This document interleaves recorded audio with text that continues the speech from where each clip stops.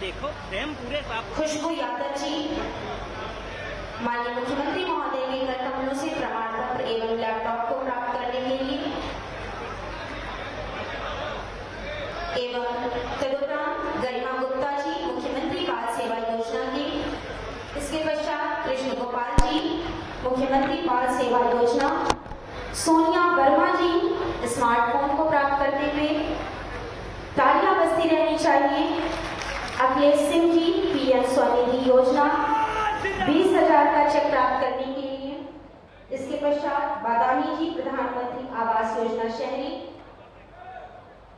इसके उपरांत सोनी जी प्रधानमंत्री आवास योजना ग्रामीण,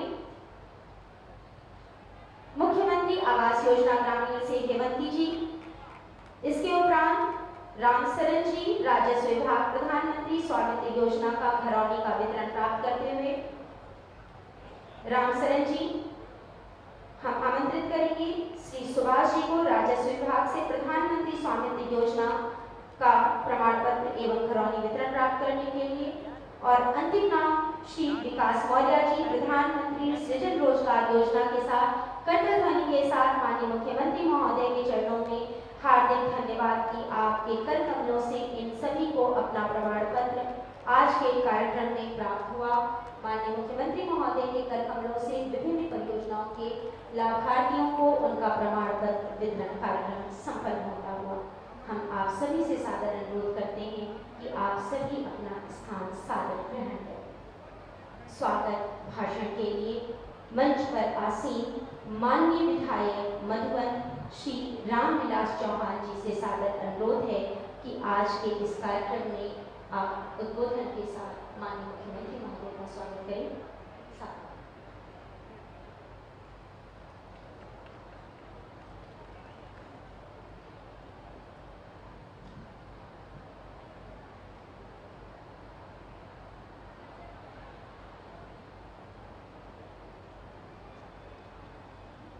धन्यवाद।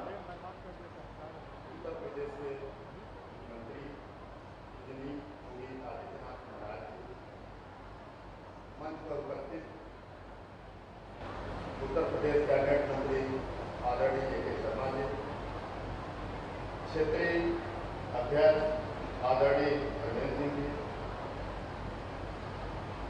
मंच पर उपस्थित विधान परिषद सदस्य आदरणीय यशवंत सिंह जी, आदरणीय विशु जी, सम्मानित मंच,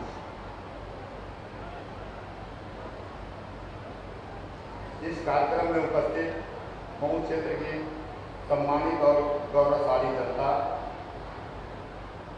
मीडिया जनप्रतिनिधिगण, आप सभी लोगों को तरफ से माननीय मुख्यमंत्री जी का स्वागत वंदन अभिनंदन करते हैं।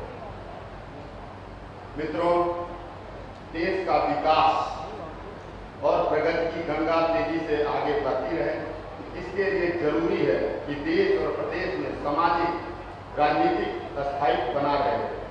आप देश की बागडोर जिस एक कुशल राजनेता माननीय आदरणीय नरेंद्र मोदी जी के हाथों में सौंप कर एक नए भारत का नवनिर्माण के प्रति आश्वस्त हो गए हैं, उसी प्रकार जरूरी है कि प्रदेश में योगी आदित्यनाथ जी, भाजपा अध्यक्ष श्री भूपेंद्र चौधरी जी के हाथों को मजबूत कर प्रदेश की प्रगति को एक नया आयाम दिया जाए।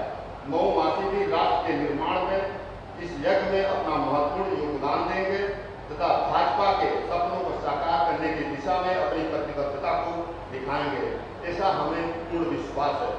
मैं उत्तर प्रदेश मुख्यमंत्री पूजनीय आदरणीय योगी आदित्यनाथ जी महाराज जी का मऊ की धरती पे एक बार से फिर सशक्त वंदन करता हूँ। अपनी तरफ से मऊ जिला भाजपा की तरफ से तथा मुजफ्फरपुर की राष्ट्रप्रेमी जनता की तरफ से कार्यक्रम में उपस्थित उन सभी भाजपा कार्यकर्तागण की तरफ से नेताओं को मैं नमन अभिनंदन करता हूं, जिसके बलबूते पर हम कोई भी मैदान मारने में सफल हो जाते हैं।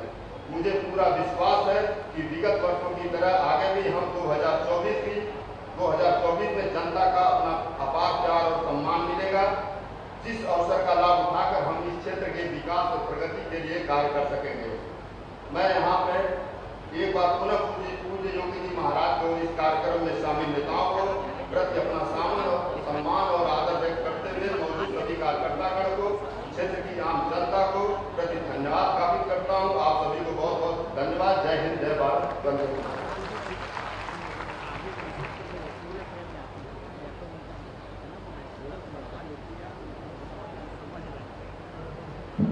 स्वागत उद्बोधन की इसी क्रम में हम मंच पर आसीन माननीय कैबिनेट मंत्री श्री A.K. शर्मा जी से सादर अनुरोध करते हैं कि आप अपने आशीर्वचन से जनमानस को संबोधित करें।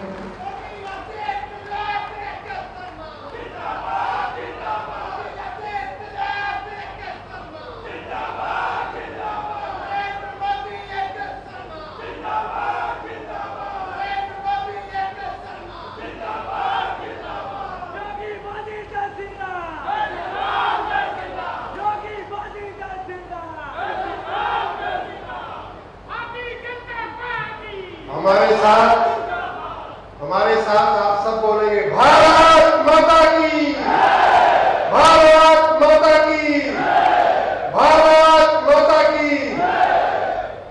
हमारे सबके पूज्य और इस प्रदेश के यशस्वी और लोकप्रिय मुख्यमंत्री आदरणीय योगी आदित्यनाथ जी, इस मंच पर उपस्थित गोरखपुर भाजपा क्षेत्र के क्षेत्रीय अध्यक्ष और हमारे साथ विधान परिषद में सदस्य श्री IC धर्मेंद्र सिंह जी, हमारे सीनियर श्री यशवंत सिंह जी, उनके सुपुत्र जो हाल में MLC बने हैं यशु सिंह जी, और तमाम हमारे भारतीय जनता पार्टी के जिला अध्यक्ष और तमाम कार्यकर्ता बंधु, हमारे सभी उस समय हमारे सहपाठी से आज बड़े बड़े पदों पर है, जिला पंचायत के अध्यक्ष है मनोज राय जी, उत्पल राय जी, तमाम लोगों को मैं नमन करता हूं।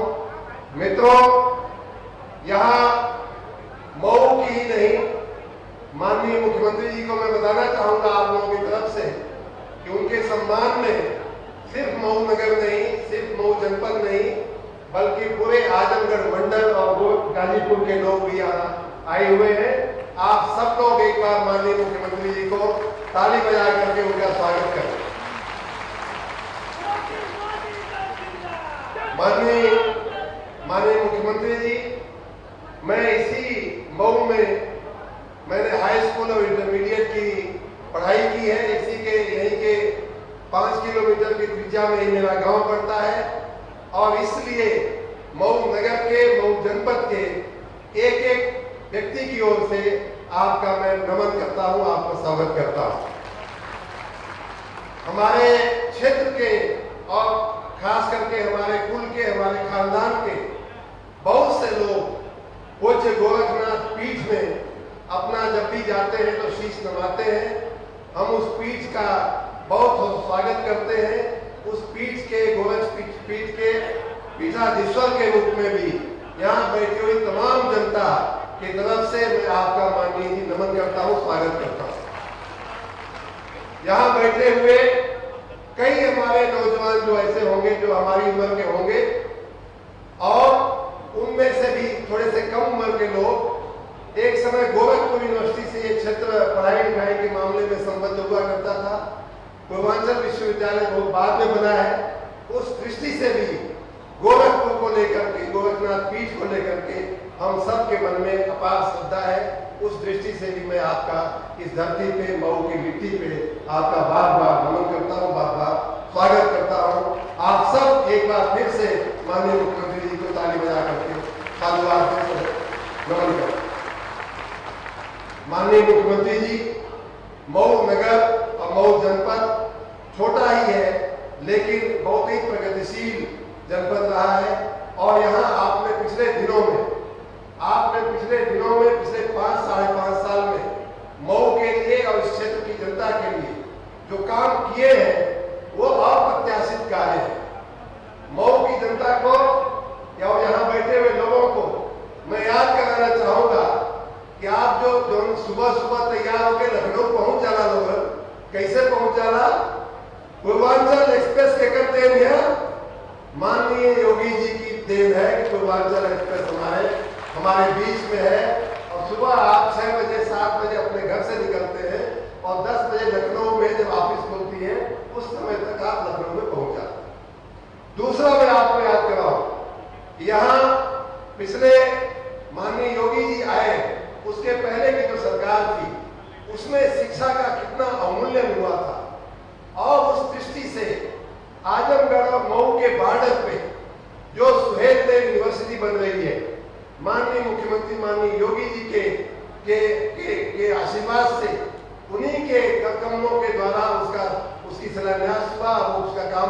आगे बढ़ रहा है, वो इस क्षेत्र की आजमगढ़ मऊ बलिया के क्षेत्र के नौजवानों के लिए, यहाँ के विद्यार्थियों के लिए एक बहुत बड़ा वरदान आने वाले दिनों में साबित होने वाली है। जैसा मैंने कहा, पिछले दिनों हम लोग गोरखपुर जाया करते थे, जौनपुर जाया करते थे। अब आपके घर में, आपके आंगन में शिक्षा की इतनी अच्छी व्यवस्था माननीय आदित्यनाथ योगी जी ने कर दी है। उसके लिए भी Purvanchal express way Suheldev university के लिए विशेष रूप से आप लोग ताली बजाकर माननीय मुख्यमंत्री जी का धन्यवाद करें और उनके इस कार्य के लिए अभिनंदन दें क्षेत्र की ओर से।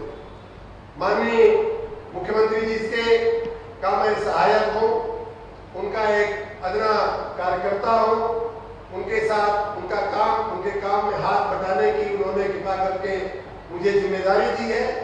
तो इस क्षेत्र के विकास का जो भी कार्य है, मैं उनसे कहूँ उसके पहले मुझे अपने ऊपर वो कार्य की जिम्मेदारी लेनी चाहिए। ये हमारा दायित्व, मेरा अपना दायित्व समझता हूँ। इसलिए बहुत ज्यादा मुझे मालूम है आप लोगों के मन में बहुत बार सारी बातें होंगी, लेकिन वो सारी की सारी बातें मैं माननीय जी की तरफ से उनके अवेजी में मैं अपनी जिम्मेदारी समझ करके सारी बातें मैं कोई कहने की आवश्यकता नहीं समझता हूँ। लेकिन माननीय जी यहाँ आप आए हैं तो इस जिले की दो बातें मैं जरूर आपके संज्ञान में लाना चाहूंगा।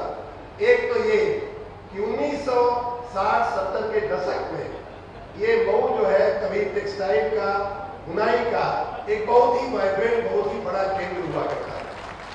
समयांतर में मुझे याद है 1959 में स्वदेशी कॉटन मिल की स्थापना हुई थी और उसी के आसपास एक दूसरी जो मिल थी जिसके इर्द गिर्द ही हम लोग बैठे हुए हैं इस समय, परधार में उसमें भी कटाई का परधार मिल थी।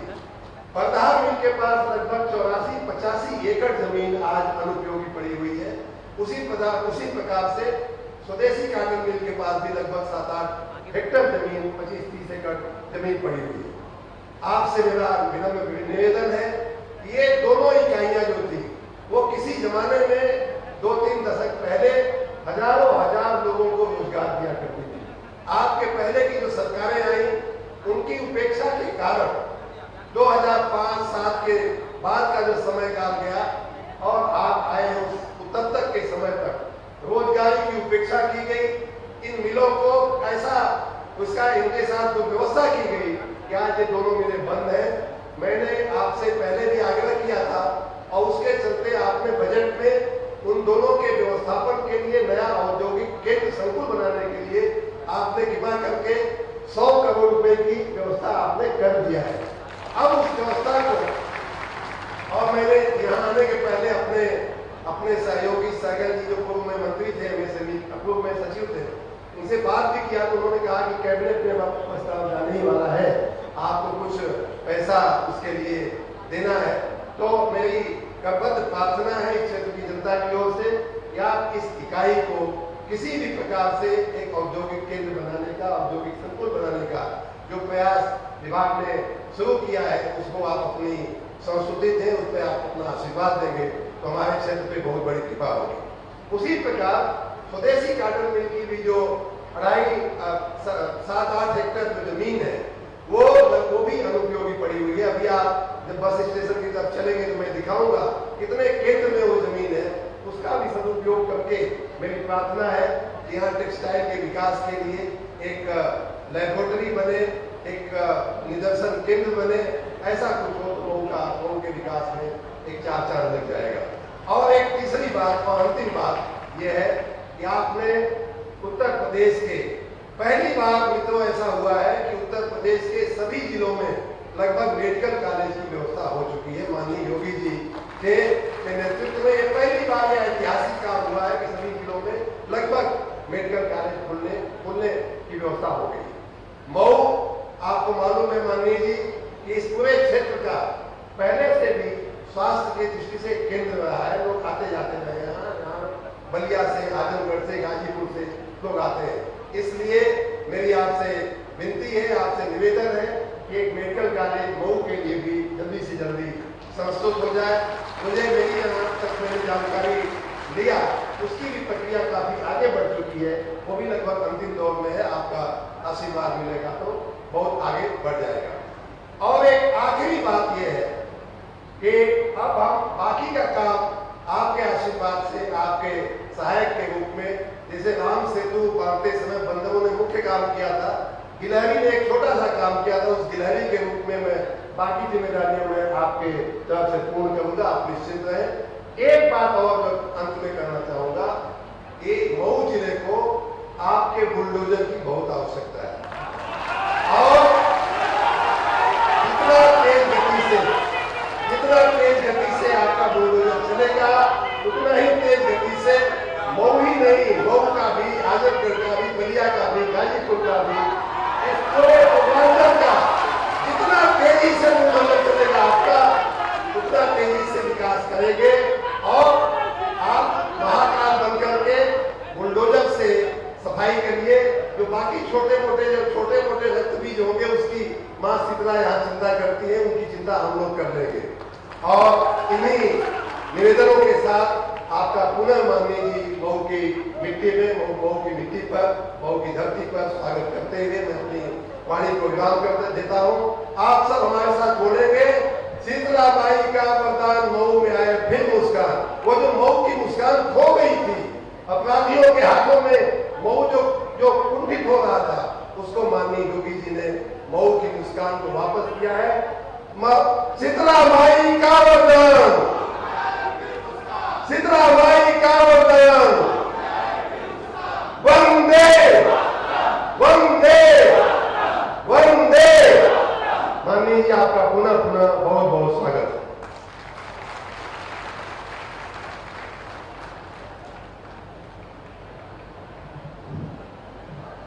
बंधु गुरुपद पदपरागा नैतिक मूल्यों के सशक्त हस्ताक्षर एवं प्रदेश को विकास की धारा से जोड़ने के लिए कृत संकल्पित मंचासीन परम आदरणीय उत्तर प्रदेश के माननीय मुख्यमंत्री महोदय से सादर विनम्र अनुरोध है कि आप अपने आशीर्वचन से जनमानस को अधिसिंचित कर हम सभी को प्रताप करें। सादर विनम्र अनुरोध।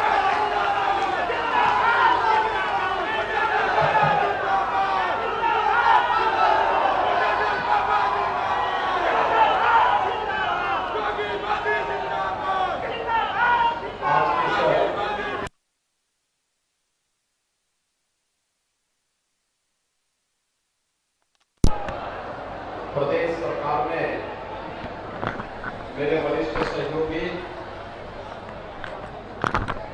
नगर विकास और ऊर्जा विभाग के मंत्री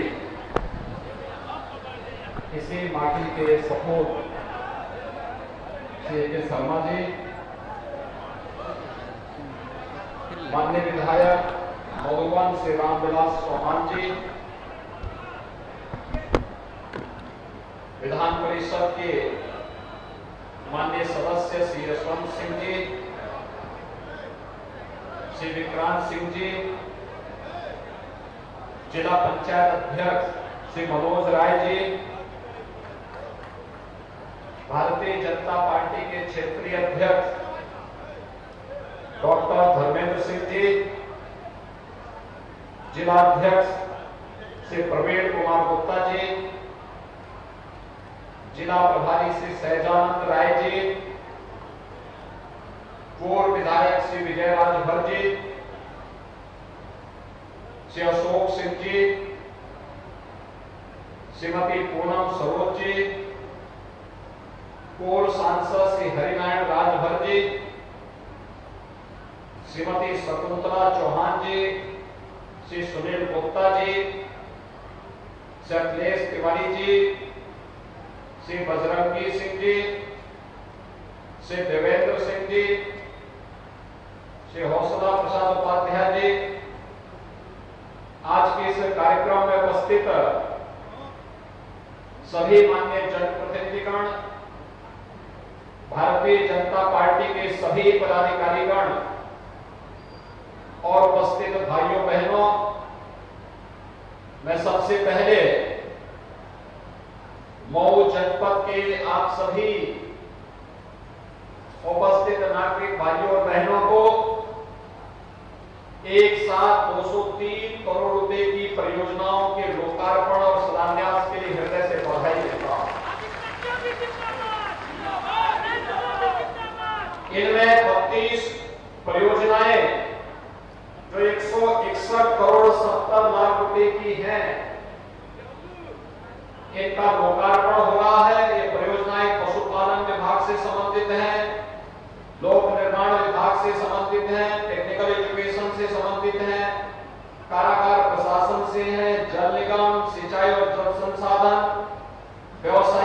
शिक्षा, महिला कल्याण, उद्यान, राजस्व विभाग, सैनिक कल्याण और राज्य सड़क परिवहन निगम और स्वास्थ्य विभाग से संबंधित हैं।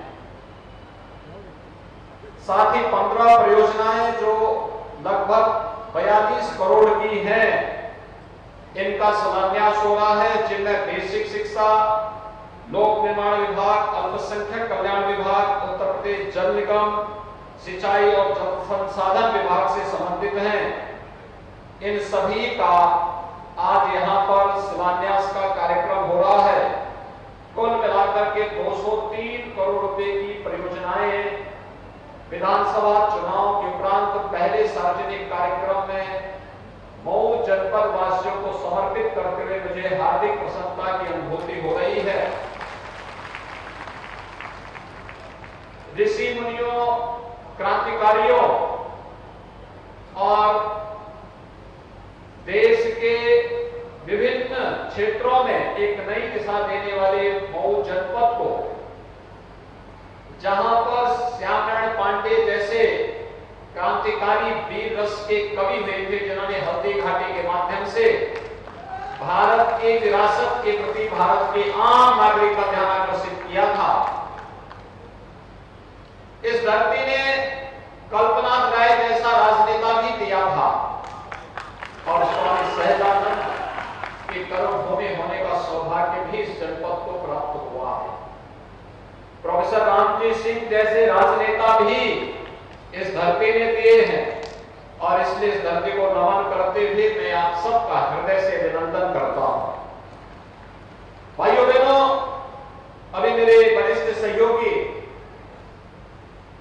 प्रदेश सरकार में मंत्री श्री के शर्मा जी ने अपने उद्बोधन में बहुत सारी बातें कही। आज पूरा देश प्रधानमंत्री मोदी जी के नेतृत्व में, उनके मार्गदर्शन में नित नई विकास की परियोजनाओं के साथ आगे बढ़ रहा है। आज देश जब अपने आजादी के अमृत महोत्सव को पूरा कर रहा है, अमृत महोत्सव के साथ ही 75 वर्ष की इस यात्रा ने आज भारत की अर्थव्यवस्था को दुनिया की 5वीं अर्थव्यवस्था बना दिया। जो ब्रिटेन कभी भारत पे राज किया था, आज उस ब्रिटेन की अर्थव्यवस्था भारत से पीछे छूट चुकी है। भारत प्रधानमंत्री मोदी जी के नेतृत्व में तेजी के साथ आगे बढ़ रहा है और दुनिया के अंदर तेजी से उभरती हुई एक नई अर्थव्यवस्था के रूप में आज भारत स्थापित हो रहा है। आज वैश्विक मंच पर आप देख सकते हैं, कोई जगह, कोई क्षेत्र ऐसा नहीं जहां पर भारत ने एक नई दिशा दी हो। और दुनिया के अंदर कोई भी रणनीति और कोई भी नीति ऐसी नहीं जो भारत के बगैर अब संपन्न हो सकती हो, आगे बढ़ सकती हो। भारत आज दुनिया को नेतृत्व दे रहा है क्योंकि आपके पास एक यशस्वी नेतृत्व प्रधानमंत्री मोदी जी के नेतृत्व में जो है, और इसीलिए आज उत्तर प्रदेश में भी हम लोगों ने प्रधानमंत्री मोदी जी के नेतृत्व में विकास की जिन परियोजनाओं को हाथ में लिया, गरीब कल्याणकारी योजनाओं को हाथ में लिया, रोजगार सृजन की योजनाओं को और आत्मनिर्भर भारत की परिकल्पना को साकार करने के जिन कार्यक्रमों को अपने हाथों में लिया है, आज वो साकार होता हुआ दिखाई दे रहा है। एक शर्मा जी भी बता रहे थे, पूर्वांचल एक्सप्रेसवे ने प्रदेश की राजधानी से लखनऊ यानी मऊ से आपकी दूरी को कम कर दिया, लेकिन साथ साथ गोरखपुर वाराणसी 4 लेन ने भी गोरखपुर की दूरी को भी और वाराणसी की दूरी को भी आपकी सीमित कर दिया है। एकदम आपके लिए 2 घंटे में वाराणसी, 2 घंटे से भी कम समय में गोरखपुर। आधुनिक यानी अच्छी सड़कें आवागमन के लिए ही नहीं, विकास के लिए भी आवश्यक है। और ये पूर्वांचल एक्सप्रेसवे जो हम दे रहे हैं, केवल एक्सप्रेसवे चलने के लिए नहीं है, इसमें जगह जगह औद्योगिक क्लस्टर भी बनने हैं। हमारे मऊ और आजमगढ़ के लोगों को, बलिया के नागरिकों को, नौजवानों को रोजगार के लिए दुनिया के अंदर नहीं देखना पड़ेगा, बल्कि दुनिया अपने रोजगार और नौकरी के लिए यहां आएगी। इसके लिए एक व्यापक कार्य योजना के साथ हम कार्य कर रहे हैं। जब दुनिया कोरोना से पस्त थी, तब प्रधानमंत्री मोदी जी देश के नागरिकों के जीवन को बचा रहे थे। फ्री में टेस्ट, फ्री में उपचार, फ्री में राशन और फ्री में वैक्सीन। पहली बार हुआ कि बीमारी, कोई नई बीमारी आए और मात्र 9 महीने के अंदर ही वैक्सीन भी आ जाए, और वो अभी एक नहीं, अब तो 5वीं वैक्सीन भी आ गई है, जो नाक में केवल डाला जाएगा एक नोजोटोसिस यानी इंजेक्शन लगाने की समस्या का भी समाधान हो गया है। 200 करोड़ वैक्सीन की डोजेज फ्री में देश के नागरिकों को मिल जाए, दुनिया के 25 देशों को वैक्सीन की आपूर्ति हो जाए, ये पहली बार होगा। ये नए भारत की नई तस्वीर है, और इसी नई तस्वीर के लिए प्रधानमंत्री जी ने कुछ हम लोगों को आजादी के अमृत महोत्सव कार्यक्रम के अवसर पर एक संकल्प दिलवाने के लिए कहा। उन्होंने पंच प्राणों की बात कही, एक विकसित भारत बनाना है, लेकिन गुलामी के अंशों को नहीं स्वीकार करना है, उसको नहीं स्वीकार करना है। इसके लिए विरासत का सम्मान करना होगा, अपने अपने क्षेत्र में अपने कर्तव्यों का पालन करना होगा। यही है नए भारत की नई तस्वीर। यहीं से बनेगा नया भारत, आत्म भारत, और इसके लिए ही आप सरकार कार्य कर रही है। लोक कल्याणकारी योजनाओं में आपने देखा होगा, हर गरीब के लिए शौचालय का निर्माण कराया गया, हर जरूरतमंद को प्रधानमंत्री आवास योजना और मुख्यमंत्री आवास योजना से आच्छादित किया गया, हर गरीब के घर तक विद्युत के कनेक्शन या उपलब्ध कराए गए, उपलब्ध कराए जा रहे हैं, हर गरीब को रसोई गैस की फ्री में कनेक्शन उपलब्ध कराए गए, और अब तो ये भी व्यवस्था बनाई गई है कि दीपावली और होली के अवसर पर उज्ज्वला योजना के हर लाभार्थी को फ्री में राज्य सरकार एक सिलेंडर भी उपलब्ध करवाने का कार्य कर रही है। भाइयों बहनों, ये काम पहले भी हो सकता था। रोटी, कपड़ा और मकान देने की बात तो बड़ी बड़ी घोषणाएं होती थी, गरीबी हटाओ के बड़े बड़े नारे लगते थे, लेकिन ये कभी गरीबी हट नहीं पाई। गरीबों को कभी मकान नहीं मिल पाया, शौचालय नहीं मिल पाया, बिजली का कनेक्शन नहीं मिल पाया, वृद्धावस्था पेंशन नहीं मिल पाया, निराश्रित महिला पेंशन और दिव्यांगजन पेंशन नहीं मिल पाया, नौजवान के लिए रोजगार के लिए और महिलाओं के स्वरोजगार के लिए कोई कार्यक्रम नहीं हो पाए। पहली बार हुआ है जब इस पर सोचा जा रहा है। जब दुनिया कोरोना से पस्त थी, तब डबल इंजन की सरकार जनता जनार्दन की सेवा के लिए पूरी ताकत के साथ लगी हुई थी।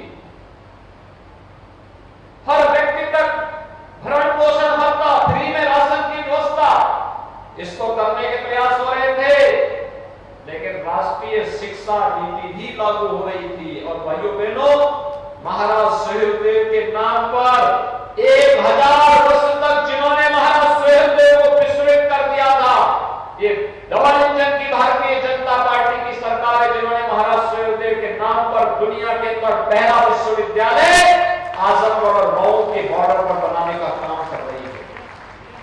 नए कॉलेज उसी से संबद्ध हो रहे हैं, वहां पर नियुक्तियां प्रारंभ हो चुकी हैं, वहां पर नया पाठ्यक्रम प्रारंभ होने जा रहा है, परीक्षाएं भी नए उसके तहत वही लोग देंगे।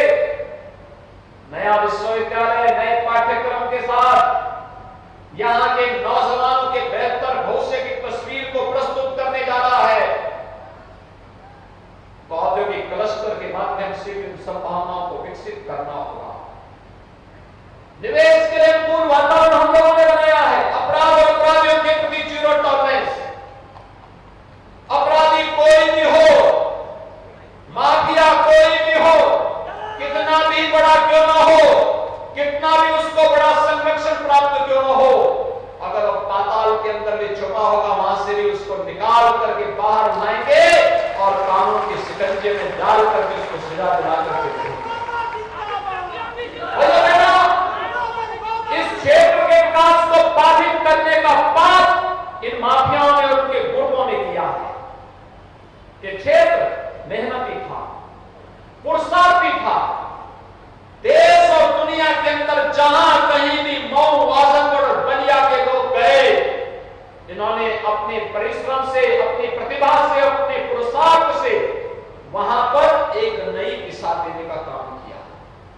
लेकिन यहां पर ये माफिया दीमक की तरह यहां को चाटते रहे, इसको खोखला करते रहे, यहां के विकास को बाधित करते रहे। विकास के लिए आने वाले पैसे को इन लोगों ने अपनी बड़ी बड़ी संपत्ति बनाने और हवेलियों को बनाने में लगाया। विकास के लिए आने वाले पैसे को चक्कर जाते थे, गरीब के लिए आने वाले पैसे को चक्कर जाते थे और स्वयं के परिवार के लिए, स्वयं के लिए उस संपत्ति को हड़पने का पाप जो किया है, आज उसी बात की भरपाई उनसे और उनकी खानदान से सरकार करवा रही है। और हमने इसीलिए कहा भ्रष्टाचारी और भ्रष्टाचार के खिलाफ जीरो टॉलरेंस अगर सरकार का एक उद्घोष है तो नौजवानों के उज्जवल भविष्य के लिए अपराध और अपराधियों के प्रति भी जीरो टॉलरेंस की नीति के तहत सरकार कार्य कर रही है। और उसी के तहत यह अभियान पूरे प्रदेश भर में हमारा चल रहा है। आज मैं आपके पास यही कहने के लिए आया, सरकार बहुत शुद्ध भाव के साथ कार्य कर रही है। भाइयों बहनों, विगत 5 वर्ष के अंदर हम लोगों ने प्रदेश के अंदर 5 लाख नौजवानों को सरकारी नौकरी दी, 1 करोड़ 61 लाख नौजवानों को रोजगार के साथ जोड़ा, निजी क्षेत्र में निवेश और उससे प्राप्त होने वाली नौकरी और रोजगार के साथ जोड़ने का काम किया और 61 लाख नौजवानों को स्वतः रोजगार प्रधानमंत्री स्टार्टअप की योजना के माध्यम से, प्रधानमंत्री मुद्रा योजना के माध्यम से, मुख्यमंत्री स्वरोजगार युवा स्वरोजगार योजना के माध्यम से, वन डिस्ट्रिक्ट वन प्रोडक्ट और विश्वकर्मा श्रम सम्मान जैसी योजनाओं के माध्यम से उन्हें स्वतः रोजगार के साथ जोड़ने का काम किया। और मैं आज आप सबका यही आह्वान करने के लिए आया हूं। सरकार प्रयास कर रही है, डबल इंजन की सरकार अन्नदाता किसानों के हितों के लिए कार्य करेगी, नौजवानों के उत्थान के लिए कार्य कर रही है, महिलाओं की सुरक्षा और उनके स्वावलंबन के लिए कार्य कर रही है। समाज में बिना भेदभाव के विकास का कार्य हो, इसके लिए सरकार कार्य कर रही है। लेकिन समाज को भी इसके लिए जागरूक होना पड़ेगा, हमें भी खड़ा होना पड़ेगा। हम सब मिलकर के जब कार्य एक साथ मिलकर के करेंगे, परिणाम उतना ही ज्यादा होगा, उतने ही अच्छे आएंगे। हर व्यक्ति में कुछ कर गुजरने की क्षमता होनी चाहिए और एक ललक भी होनी चाहिए। और फिर ये क्यों न हो, ये तो हल्दी घाटी के प्रणेता पंडित श्यामनारायण पांडे जी की धरती है। श्यामनारायण जी ने यहां पर तो अपनी रचना के माध्यम से पूरे देश के अंदर एक नया ओज भरने का काम किया था, एक नया तेज बनने का काम किया था। हल्दी घाटी का स्मरण कराते हुए गुलामी की बेड़ियों को तोड़ने के लिए जो आह्वान उस समय किया था कि भले ही राजनीतिक आजादी मिल गई हो, लेकिन अभी भी हम बंधन में पड़े हुए हैं। मुझे लगता है आज उसकी प्रासंगिकता उसी भाव के साथ बनी हुई है और इसीलिए आज हम सब आपके पास आए यही कहने के लिए। विकास के लिए आपको कहीं हाथ नहीं फैलाना पड़ेगा। डबल इंजन की सरकार इसके लिए निरंतर प्रयासरत है। किसी भी प्रकार की कोई समस्या नहीं। आप देखे होंगे आजादी के बाद 1947 में देश आजाद हुआ, 70 वर्षों में केवल 12 गवर्नमेंट मेडिकल कॉलेज बने थे भाइयों बहनों, 12। और हम लोगों ने मात्र 5 साल में 35 नए मेडिकल कॉलेज हम वर्तमान में बना रहे हैं। 35, 14 जिले हैं जहां कोई मेडिकल कॉलेज नहीं, न सरकारी न प्राइवेट। उन 14 जनपदों के भी है और मऊ भी है। इन दोनों जनपदों के लिए हम पॉलिसी लेकर के आए हैं।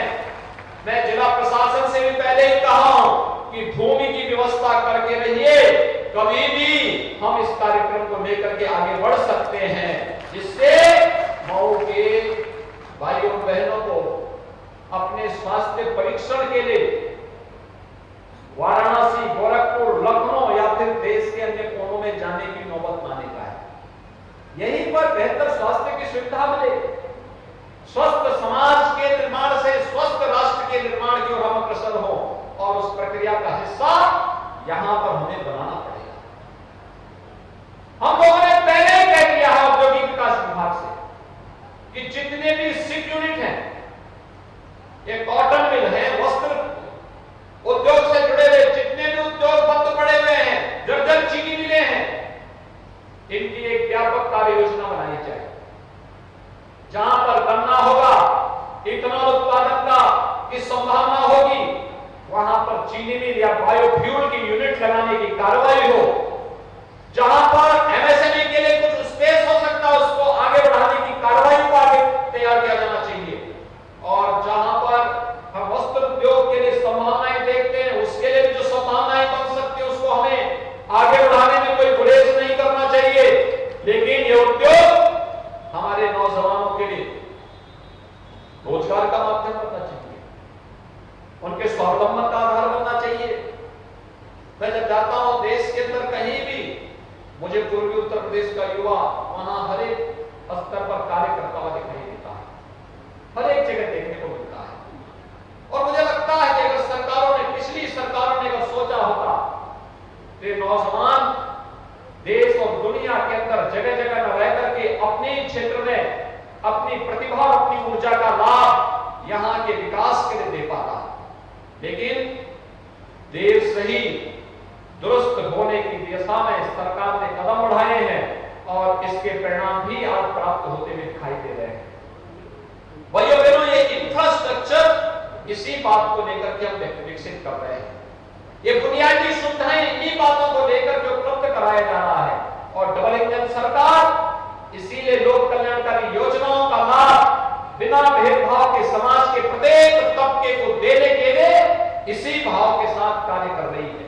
आज जब इतनी परियोजनाओं का लाभ यहां पर उपलब्ध करवाया जा रहा है, मैं आप सबका भी आह्वान करूंगा, हम सब भी मिलकर के विकास और निवेश में अपना योगदान दे सकते हैं। हम एक नई योजना लेके आ रहे हैं, ग्रामीण क्षेत्र में भी और नगरीय क्षेत्र में भी, मातृभूमि योजना। इस योजना में कोई व्यक्ति अपने पूर्वज के नाम पर अगर कोई गांव में सामुदायिक भवन, बारात घर या कोई अन्य योजना का कार्य प्रारंभ करना चाहता है, कोई सड़क के निर्माण में योगदान देना चाहता है, आधा पैसा वो देगा, आधा पैसा सरकार देगी, और उनके पूर्वज का नाम से एक पट हम वहां लगाने का काम कर रहे हैं।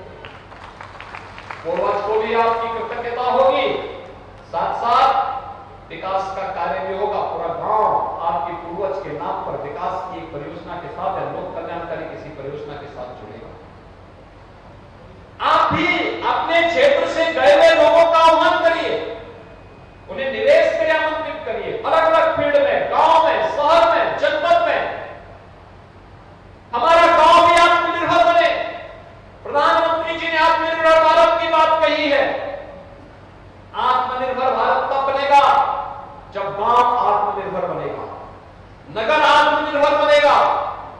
हमने अपने विकास की योजना के लिए किसी के सामने हाथ फैलाने के लिए नहीं, बल्कि हम अपने गांव में राजस्व इतना बढ़ाएंगे, इतना उसकी आय बढ़ा देंगे कि विकास की योजना का और गांव के सामान्य खर्चों का सारी व्यवस्था हमारी ग्राम पंचायत करे, हमारी नगर निकाय स्वयं करे। सरकार एडिशनल उसमें सहयोग करके उसको स्मार्ट विलेज के रूप में या फिर उसे एक स्मार्ट टाउन के रूप में विकसित करने में अपना योगदान दे सके। और ये संभव है, हर व्यक्ति अगर ध्यान देगा ये संभव है। आत्मनिर्भरता में फिर रोजगार सृजन के अनेक संभावनाओं को आगे बढ़ाना। ये क्षेत्र तो हैंडलूम के लिए प्रसिद्ध था, हैंडलूम पावरलूम के लिए नई तकनीक के साथ उसे जोड़ना, नया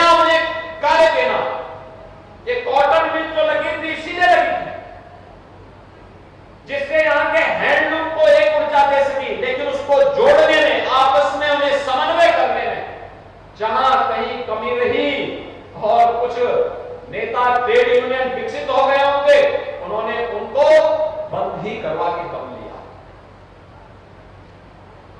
अरे भाई, कपड़ा क्षेत्र, वस्त्र उद्योग का क्षेत्र एक ऐसा क्षेत्र है जो कृषि के बाद सर्वाधिक रोजगार सृजन जिसके माध्यम से हो सकता है और उन संभावनाओं को हम आगे बढ़ा सकते हैं, लेकिन वो संभावनाएं मरी नहीं है भाइयों बहनों, उसको आगे बढ़ाने की आवश्यकता है। आज मैं आपके पास इसी बात को लेकर के आया हूं, हम भी अपने स्तर पर प्रयास करें। डबल इंजन की सरकार आपके साथ में है।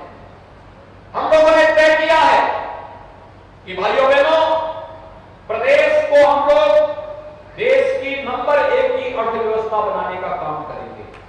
अगर प्रधानमंत्री मोदी जी के नेतृत्व में भारत दुनिया की सबसे बड़ी अर्थव्यवस्था बनने की ओर अग्रसर हो रहा है, तो हम भी उत्तर प्रदेश की 25 करोड़ जनता की सहभागिता के माध्यम से देश की सबसे बड़ी अर्थव्यवस्था बनकर के भारत की अर्थव्यवस्था को देश की नंबर 1 अर्थव्यवस्था बनाने में योगदान देंगे। और ये प्रयास हम सबके सामूहिक अभियान के साथ ही आगे बढ़ सकता है, और उसी अभियान के साथ जोड़ने के लिए आज मैं आपके बीच यहां पर उपस्थित हुआ हूं। इसके लिए हमें विकास के बारे में सोचना पड़ेगा, एक सकारात्मक सोच को आगे बढ़ाना पड़ेगा, अपराधी और आपराधिक प्रवृत्ति के तत्वों से तौबा करना पड़ेगा। ये विकास के सबसे बड़े बैरियर है, ये विकास के सबसे बड़े कांटे हैं। इन्हें हर हाल में व्यवस्था से दूर करना पड़ेगा, और जब ये माफिया अपराधी समाज और राष्ट्र की मुख्य धारा से हट करके इनके किए की सजाएं कानून के दायरे में ढा करके किया जाएगा, तो भाइयों बहनों, कोई कारण नहीं कि आपके यहां के विकास को कोई ताकत रोक पाएगी। मऊ भी वैसे विकास करेगा जैसे वाराणसी और गोरखपुर विकास कर रहा है, जैसे लखनऊ विकास कर रहा है। किसी तेजी के साथ मऊ भी विकास की नई ऊंचाइयों को प्राप्त करता हुआ दिखाई देगा, और इसी विकास के लिए आपका आह्वान करने के लिए आज हम सब आए हैं। सरकार आपके साथ खड़ी है, पूरा सहयोग सरकार आपके साथ देने के लिए तैयार है, हर प्रकार से सहयोग देने के लिए तैयार है। सुरक्षा और समृद्धि सरकार की प्राथमिकता का हिस्सा है। सुरक्षा और समृद्धि में किसी प्रकार का कोई समझौता किए बगैर सरकार आपके साथ खड़ी होकर के कदम से कदम मिला करके चलेगी। इसके लिए मैं आप सबका आह्वान करूंगा कि आप भारतीय जनता पार्टी की डबल इंजन सरकार के साथ कदम से कदम मिला करके चलिए, और विकास और सुरक्षा की गारंटी भारतीय जनता पार्टी की डबल इंजन की सरकार आप सबको लेगी।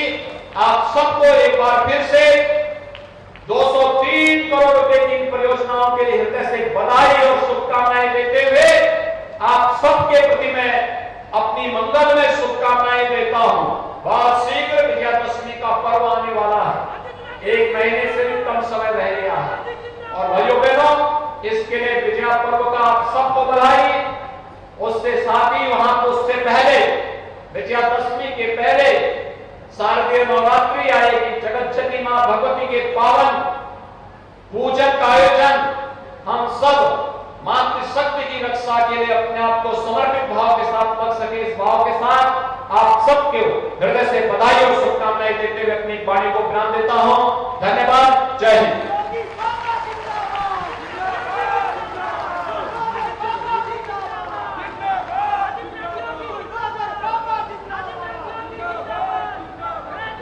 साथ ही धन्यवाद महोदय। निश्चित रूप से आपके संपूर्ण सशक्त मार्गदर्शन में यह जनमानस प्रगति पथ पर अग्रसर रहेगा।